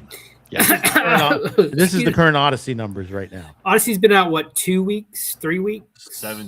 18 days. Yeah. 18 So, days. about 2.5 weeks. And the studio is yet to make money on this, as in cover its cost and go into profit. Seriously. I think it's on the cusp, but it's Oh, Spider-Man's already in the black. What's this about? Oh, I yeah. heard them not paying the guys who made the Viking boat that they were using. Oh yeah, I saw that as well. No idea. No idea. So Anyway, anyway, we have Odyssey, of course, in second. Toy Story, which is over the $1 billion mark on there. So basically, I believe they're in the black. Minions and Monsters, they're didn't do that well, huh? they're like 450 worldwide. Will they make their money back? Hard to say at this point. But they're still hanging in there, 45 days in. Moana did not. And Moana, of course, It's in the red. It's in the red, I'm sure. it's totally in the red at Yeah. 262. If I want to watch Moana, I'll go back and watch the 10-year-old animated version. That was too soon to make a live-action remake of a movie. They're just grasping at straws. They don't have any ideas. And That's pretty much it. is this you think one of the last of Iger's things, or as I call him Igor? Is this? I one of the don't last know, things but he threw- I don't he know put in the what whole idiot play? thought of this. But I would think with the debacle that was Snow White, they would have learned their lesson. They I never guess learned their they lesson. haven't. I mean, Toy Story they- is a they won't. cartoon, and it Yeah. and it's like way outpacing Moana. And it how many? I mean, 45. Yeah. But here's the important part: number 11 and number 12 in the top 20. Can you take a guess which movies are in those? Oh well, two it's got to be Backrooms right. and the other? Obsession. Of course, yeah. it's those two, isn't it? Obsession is number 11. Number 12 is Backrooms. Obsession did 500,000. They are still in 623 theaters nationwide. Backrooms did 331. They are in 85 theaters still on there. So they haven't expanded any yet, huh? Obsession is doing about 1,100 theater average. Backrooms is doing, Backrooms is doing like 3,900. They must be filling up each show on those 85 theaters. Damn. And considering that Obsession is on Peacock right now streaming and has physical media, Backrooms hasn't hit streaming yet, but they are on VOD, and I believe they've already expected a physical media release on there. What did my favorite movie, Supergirl, do? Oh, let's look down at Supergirl. She's 15th and still hasn't gone anywhere. 125 million worldwide. Jeez, that is awful. Think about it. $95,000 on the week. Yeah. And as much Surprisingly. as I liked the Superman movie, the scenes with her in there, I was like, I found her cringy, and I'm like, I don't know, I'm gonna wait to hear before I think about seeing that one. Yeah, and I'm glad I did. the Superman movie and the end scene with what how she acts. Yeah, I mean, yeah. I think that everybody was like, "What?" And I don't like was her a- taking his dog. That was a giant. No. That was a giant And think about this: egg on the face of her film. the last Right off the Superman bat. movie and the Supergirl movie combined comes nowhere near what Spider-Man just did. No, James- God, no, definitely not. no. DC just seems to be in this quagmire, don't they? They just can't seem to do Yeah. anything right. And it's James Gunn at the helm currently with DC, isn't it? Yeah, Yeah. And he did the one big success, Guardians of the Galaxy. And they seem to think he's a god now at creating superhero movies, and he's not. He's actually and if quite beige. You If know, you- He's in his good. approach. He's good at ensembles, right? well, That's his- no, No. no, No, you don't think so? That's No. what everybody's Guardians saying. was the only time he was good at it, and then lucked out. he has tried He to lucked do out. it. He's tried to capture that lightning in a bottle every single movie he's done, and you do realize the guy who played Maxwell Lord and the guy who takes the arrow in Guardians after Yondu dies, Mhm. that's Yeah, his brother. That's his brother. He puts him in everything, so that man would not have a a job, a career without his brother. My thing is with Supergirl. I need a brother that does that. Yeah. Yeah. My thing with Supergirl is it has a major plot hole in it that I don't think they explained, because I got to the point I was watching it, and when she went and sat on the toilet, I picked up the remote and turned it off. I stopped watching it the moment she goes to the toilet and she's talking to the girl. But why do they even say, okay, Crypto gets poisoned on a planet with a red sun because Kara wants to go get drunk. Do they say, why don't they just take him to a planet with a yellow sun and he could get his invulnerability back? Do they address that in the movie? I don't know, but if they don't, it's a major plot hole. Yeah. Well, I was just gonna. I think the problem with, I mean, they had Zack Snyder. They get rid of him. They bring in Gunn. I don't think they really have a good vision of what they're doing. No, they don't. I think Snyder was a little bit too dark, and he didn't want to. They didn't want to wait. I don't know if it's his fault, but they didn't want to take the time to, like, they're like, hey, look at what Marvel did. They did these 20 movies and then they had this Endgame and made a fortune. We can do the same thing. Let's do it in 3 movies or 4 or 5 movies. Like, no, they don't. They weren't willing to take the time to do that if that's what they wanted to do. Like in the Justice League movie alone, they introduced Cyborg, Flash, and Wonder Woman. And well, Wonder Woman actually is in. That's right. You're right about that. But they tried to introduce too many characters. Thank you for saying that, Snob. I've been saying that for years. Yeah. So I think that, I think they just don't have the vision that Marvel had for the first 3 phases. Now we can argue about afterwards. The vision for phase 4, 5, and 6 has failed, and now they're scrambling with Doomsday to try to save it, and we'll see how that goes. But DC didn't even get there, and I think if they had taken their time and developed slowly, they could have done a much better job. But who knows? Yeah, and now I don't think Gunn is the guy to save them. And I think Spider-Man has shown us one thing: less is more. And I think people are tired of the huge ensemble of just so many characters that they don't know who's who on screen, and no one's getting enough time that you can't connect to any of them that are appearing on screen. Yet Spider-Man comes along, $1 billion in the first weekend, because people can identify with the people that are involved in the movie. You got Spider-Man, you got the Hulk, you got a Scorpion, you got Jean Grey, but they aren't a big mess of people. They're all distinct within the movie. You can follow each of their plots. You can associate with each of them quite clearly. I watched Endgame and I wanted to love it, but there was too much. There was too much on screen. There were too many superheroes. Most people say that Infinity War is better than Endgames, but I don't 100% agree with Dean on this point.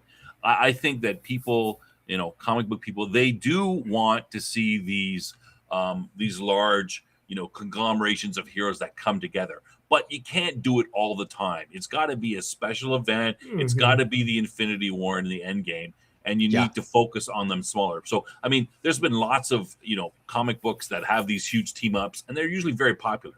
So they are popular. People want them, and people do like the continuity where, where Marvel put each little film is its own thing, but it leads towards an overall narrative.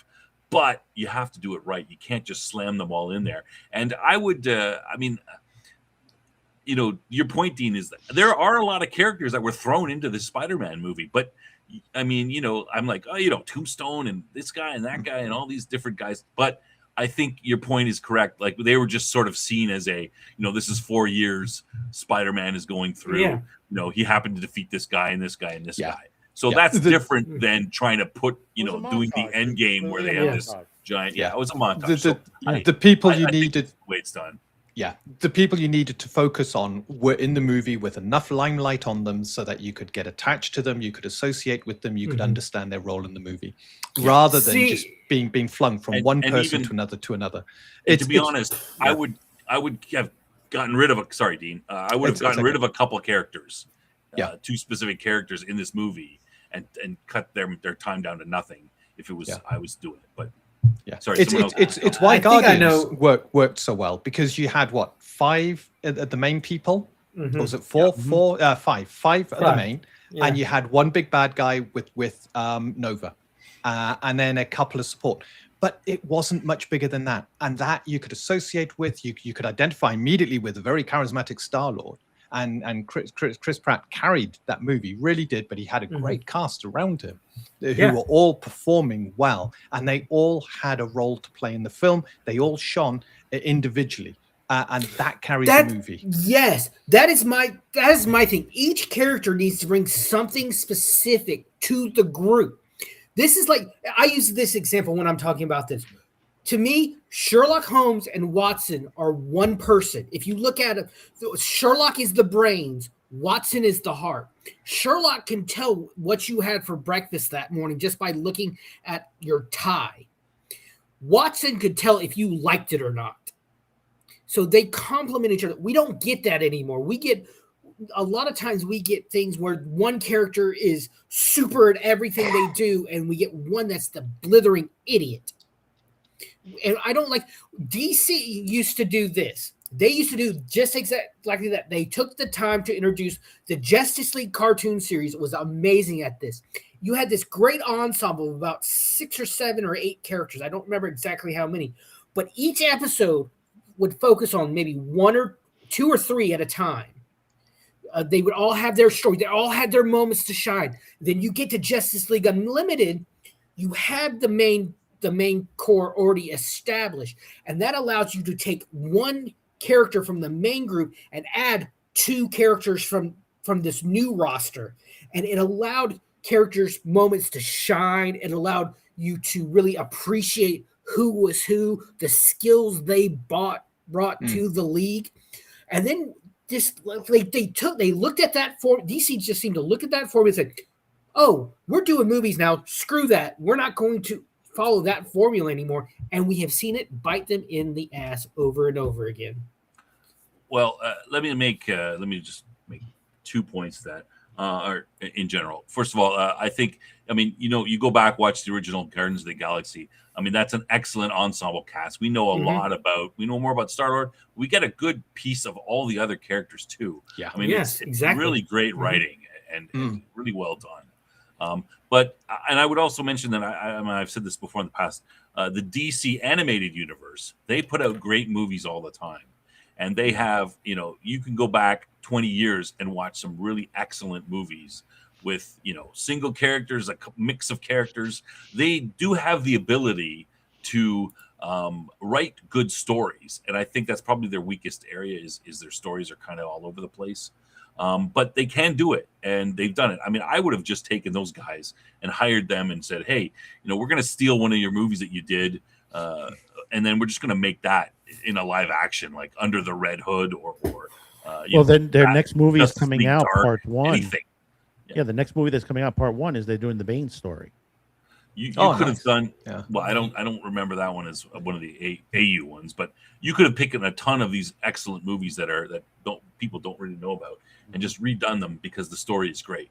But I guess I did. I was trying to get that across what you just said, Stahl, but I guess I didn't. Well, I thought you were talking mainly about, like, I'm talking about the animated movies, not the animated. I said animated universe. I thought. Oh, okay. All right. Sorry. And I just used the Justice League as like the example of the ensemble and how each person got to shine specifically.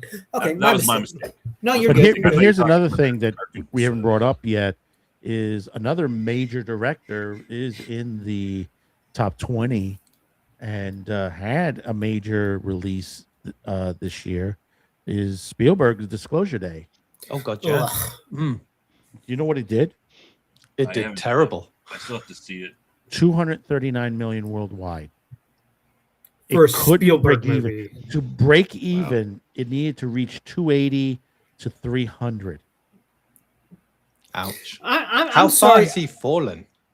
Well, I'm sorry. You can't say, oh, this will make you question your religion, Christians. You can't attack people and then expect them to shill out their money to go see their movie. And I think that's where Hollywood is really detached from the rest of the world. Yeah. Reality, yes, Actually, yes. Yeah. I would like to see a movie that would question my religion, because I would be like, hey, that would be a very interesting question. How would you do that? But no, they're not. Yeah, They're. It's not that. So why? they're saying you're going to question. They're literally attacking people for their faith and religion and their views, and I'm tired of it. And how many times we never we don't see anymore that a movie fails on its own accord. Every time a movie fails, what is the producers, directors, people who made it? What is their go-to reason? Oh, the audience didn't like. The audience is bad. Something wrong with us. It's not. The audience are honest, and it's the usual thing. It's the usual excuse to keep the executives off their back. The fans are toxic. Yeah. I mean, it's why Supergirl failed. Millie Alcock is a great actress, but then she goes and starts spouting her stuff on the publicity tours, and it turns people off. They don't want to watch something like that. And when them anti-publicity tours. Exactly. Oh Jesus! But then you look at Spider-Man. I didn't realize they spent almost as much on advertising as they did on producing the film. It's incredible, but the advertising's been positive throughout. No one has turned around and attacked anyone. They've just talked about the film, how great the film's going to be, and how it's going to be Spider-Man. And that's what people want to hear. With the thing I love about the Tom Holland Spider-Man movies, when you see him, Zendaya, and Ned, I can never remember his name. When you see them doing a press junket together, they look like they are best. Of course, Zendaya and Tom are more than friends. But Ned and I hate to call them friends with benefits. They're married. They're married. Oh, are they? I forgot about that. But all three of them, they're having fun. Like there's one they did for No Way Home. It was with Watch Mojo, and Ned and Tom, they're fans. They always watch. They said, "Oh, Watch Mojo, we watched the top 10s." And the interviewer, she was the woman who did the narration, and they start freaking out. They're like, "Oh, really? Can you do the intro for us?" And she does the intro for them, and they start freaking out. They're having fun together. And I saw one with Zendaya and Tom just this morning. They're doing a press junket, and they bring puppies out, and the puppies are just nipping at them. Like Zendaya had to steal Tom's socks to save her toes, and the puppy's just pulling her sock off, and they're having fun. And I would say that, I mean, if you dig around TikTok a little bit, the three of them, there's a bunch of TikToks with them reacting, and they to various, it's usually couple stuff, or the man says this, the guy says that, and there's some sort of conflict. I mean, they're all fake, but they have them reacting to it, and I believe they're actually watching that. So I think they have some experience doing that kind of thing. I don't know if they do that for publicity for themselves or whatever reason. So they have, they do have that, where they're laughing at stuff. So I'm not surprised they have a good, rapport with each other. But breaking at the moment, to interrupt everybody, I just got the numbers from Monday. Oh, go on. The official numbers over Monday.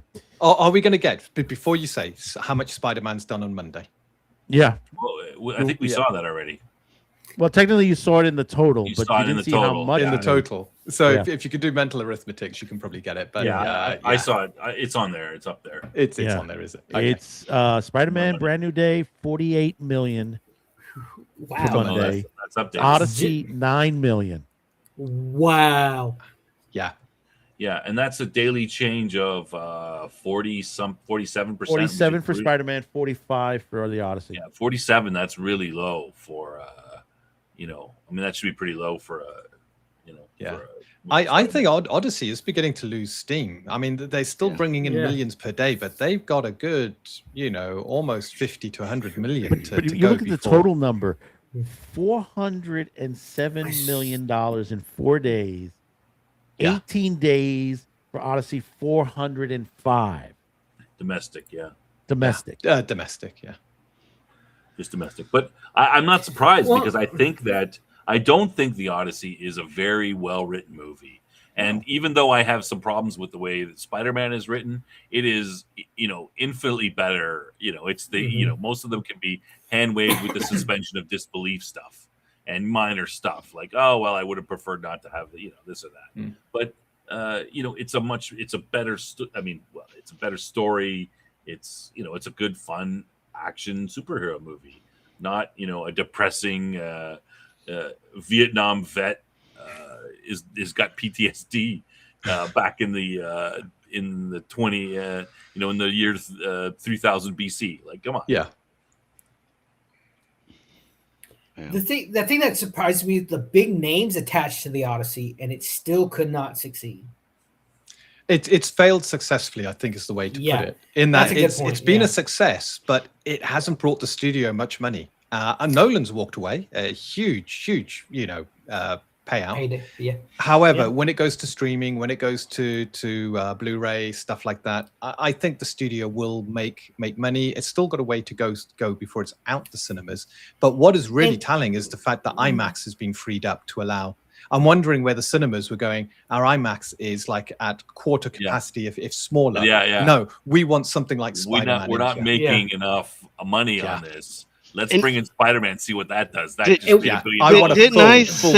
I say when we did that preview? I said I wouldn't doubt it if they bring this out on IMAX. And Frank's in the background.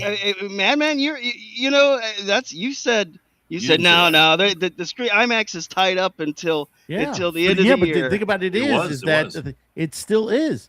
It's still tied up to the next film with the Odyssey.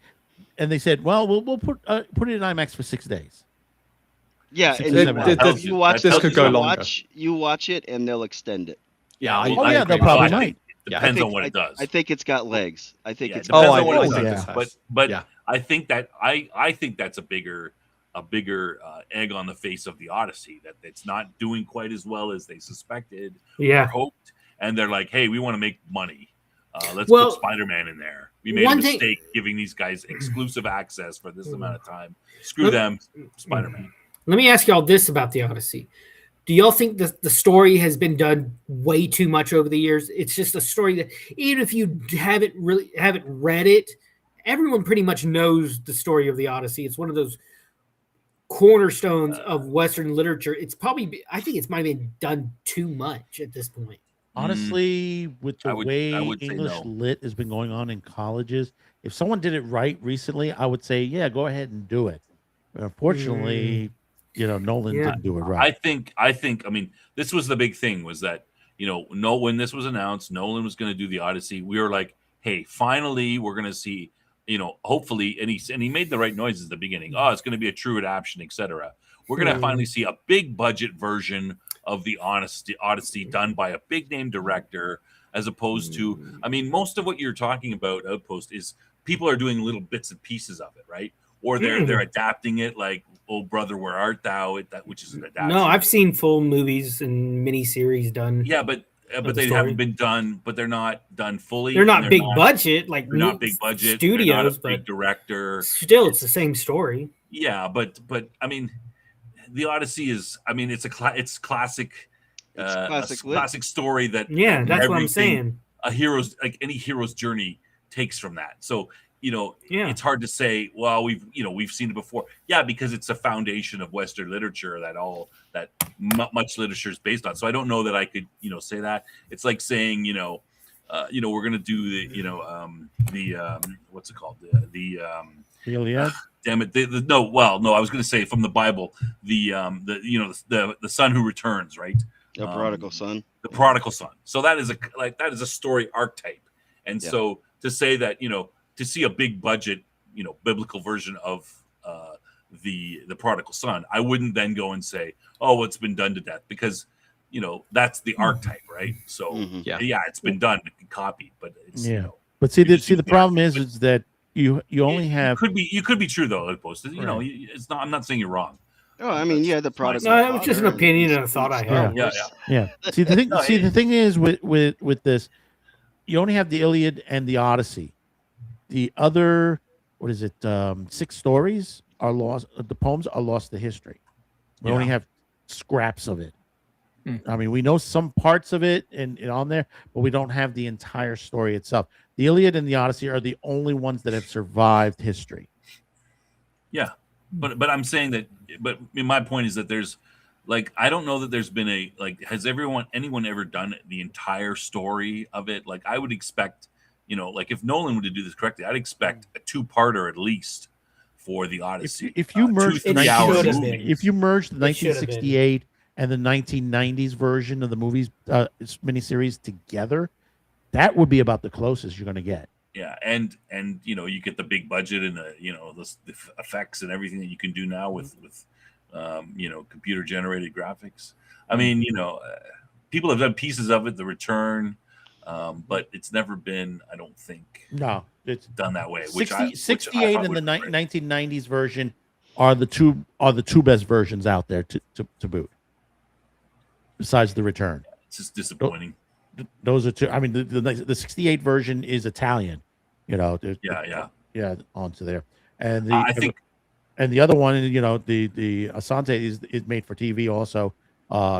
Because you notice it's the made for TV versions are the ones that did better than say you go back to the Ulysses, the original 1950s movie, and anything above from The Return above, you see all the differences to that point.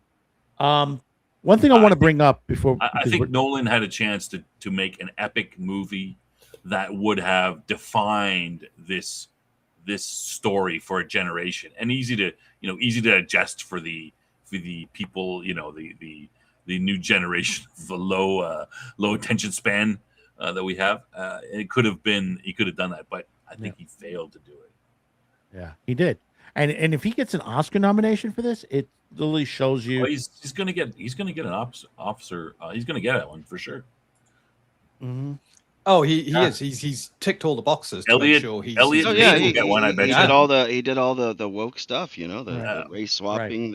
Unless there's a better movie coming out. I mean better in Hollywood's eyes, not more money making. Unless there's a better, more woke movie that's coming out between now and the end of the year, I bet he wins Best Picture. And Elliot Page gets a Best Supporting Actor. Best Supporting Actor, yeah. It's purely been done for that, and it'll be hailed as success because it will more than likely hit the billion, and it may just about make money for the studio, but people won't care. They'll turn around to anybody who criticized and say, "See, you're wrong. It's hit a billion." Not realizing it's hit a billion because of IMAX prices. Less people will go and see The Odyssey than will see Spider-Man. Yeah. And you watch Spider-Man, I think, is for today's audience. They always go on about the modern audience. Spider-Man, that film seems to be built for an audience that transcends today and yesterday. Yes. In that you can have youngsters watch it and love it, and you can have their dads go along, their mothers go along, watch it and love it too. It's PG. That's great cinema. It's PG. And still, you can also say, and Odin said the same thing too. Even with the Spider-Man, because a lot of people say, well, is this going to revitalize the movie? No, because you're seeing less of an audience. Even in the Spider-Man movie, you have less of an audience going to see this. It's the price of the ticket that's is pushing this over. Even though you have a lot of people going to see this, but not the way it used to fill the seats in these theaters. A lot of people, I think, wait for it to come out on TV now. In that, I know, give it a few more weeks. Instead of paying 50 quid plus, I can spend 20 quid and own it. In about a month's time, and then I can watch it on my big TV surround sound and get that same cinema experience, but being able to pause and go to the loo and not having people talk behind me. Pause and go to the loo. I would have said friends or to the now go to the fridge, but now you ask yourself this. Well, this for next question. week, I'd be curious to see what this IMAX stuff does if it gets extended for next week. I might just go see it in IMAX out of spite. Yes. An hour drives nothing, Jeff. It's not in America.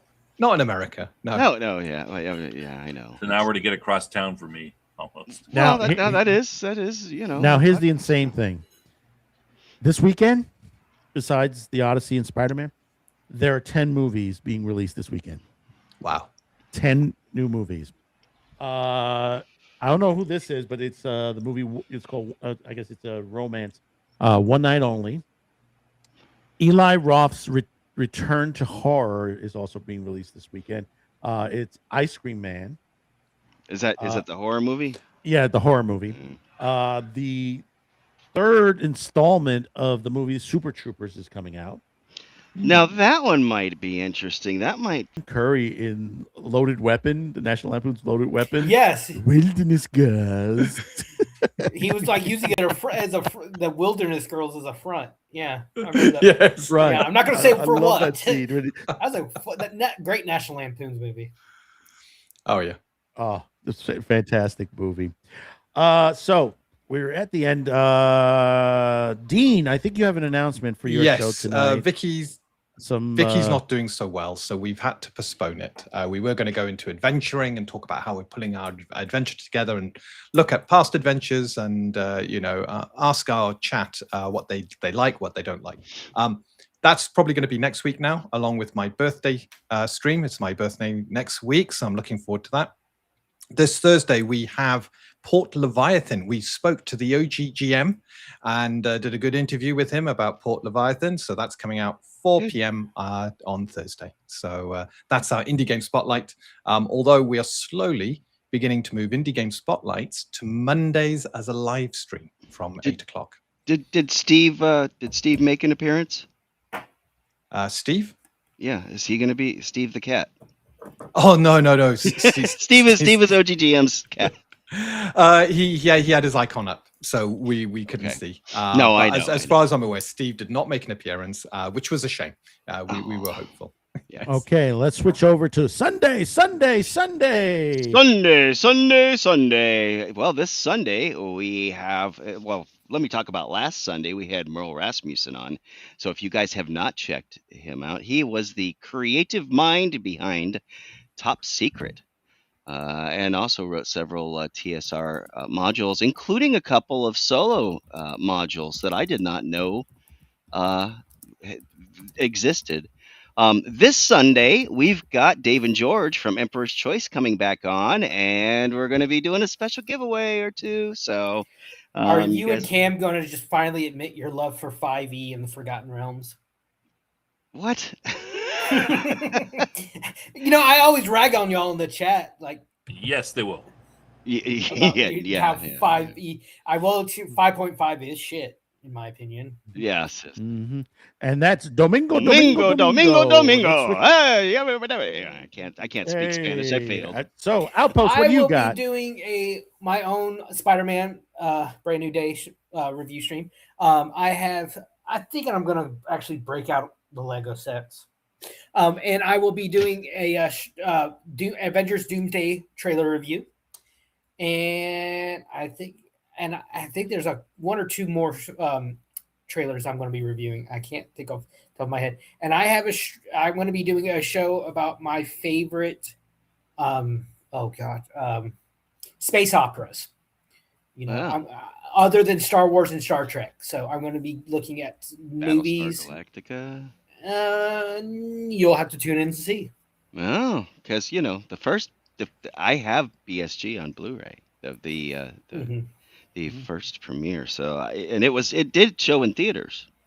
Yes, it did. It did. Lorne Greene is one of my favorite actors of all time, and I loved him as Adama. Yeah. He is the. Don't get me wrong. James Edward almost did a pretty decent job in the remake, but it's still Lorne Greene to me. They were two different Adamas. Greene was the religious leader, and James Edward Holmes was the military man. Two different. So they were two different soap operas, two different stories actually. Yeah. And I preferred the original. I didn't like the remake. I remember reading one time that they had to discontinue Viper toys because kids were sticking them down their throat and shooting the missiles. As kids, we had them, and yes, they were spring loaded, and you pushed a button and it fired them out. Mm-hmm. So they were shooting them at each other. The Vipers are bad. Yes, and they were not. Shoot them at each other. They were not Nerf. They were not little Nerf darts. They were plastic missiles that were spring loaded and launched. And you could put your eye out with that one, kid. So but. And also, I think he wasn't on today. He did direct you to us here at QTCast and MADMAN Cafe.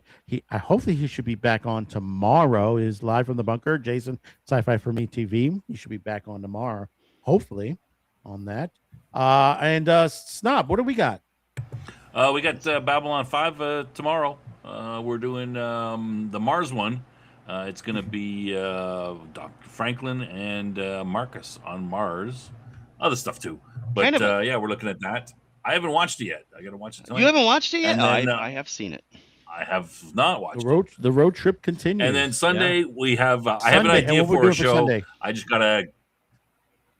I have an idea for a show, but I just don't want to release it yet. I gotta twist Cam's arm and make him, interested. And then in 2 weeks, you got movie night. A little bit. But yeah, movie night. 2 weeks from this Sunday, we're doing The Dark Crystal, and Jeff is going to be on the show. I think we're gonna. We'll talk a little more detail. Jeff hasn't agreed. We suggested it, but he hasn't said it. So, sure. You want to say something, Jeff? Why not? Okay, film. All right. I love the. Yeah. Don't be too enthusiastic. That's great. No, I'm gung ho, man. Absolutely. Woo-hoo. Yes, All sir. right, I will be there. When is much it? better? This So Sunday? we might just do. Yeah, we might roll right from the Bards right into the show about the Dark Crystal. So yeah. Well, I'll probably have, a lot of folks.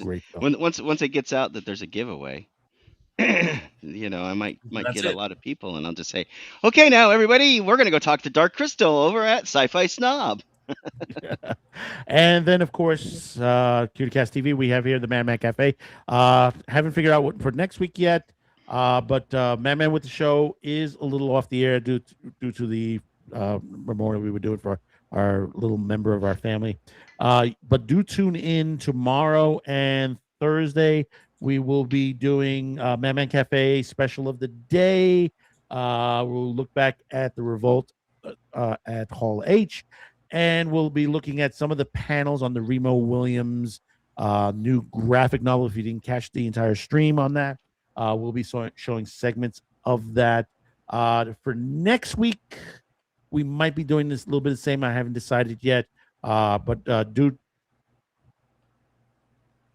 check with your social media, at YouTube itself. You'll know what we'll be doing to that. And also, we're planning the new season for QTCast TV. So we're working on new openings. As you saw, there was a bit of a change in the opening here for the cafe. We're working on a lot of that, a lot of the music, all that coming together. You've seen, of course, obviously, we have the new T-shirt. Yes, join the movement. Stop killing the internet. 10% off all gear. Stay mad is the promo code. You get 10% off through the summer on there. It's a great T-shirt. Do check it out before they run out quick. Some of the other T-shirts are going to be going away very soon. Some of the older inventory, because we are changing some of our logos to there. The Madman Cafe logo is going away very soon to a new one, which you see on the opening and closing credits on there. So until next time, thank you for tuning in. Don't forget to subscribe, like, share. Thank you for those who have shown up. I know we didn't get too much conversation in the chat, but if you're watching this on the rebroadcast, be sure to leave a comment below. Tell us what you think to the situations and stuff like that. Thanks to our panel, our great panel who have come in today. You're on welcome. there. Of course, we hope they're invited to come back next week as usual on there, 3 p.m. Eastern, right here on YouTube and on Rumble. So we'll see you on the next one. Stay inspired. Are you screwing up your outro? Stay informed, stay curious, and stay mad. We'll see you guys. next one. Have a good one. Stay stomby. Later. Thanks for coming by. Don't forget to like and subscribe, and maybe we might let Madman out for the next live stream.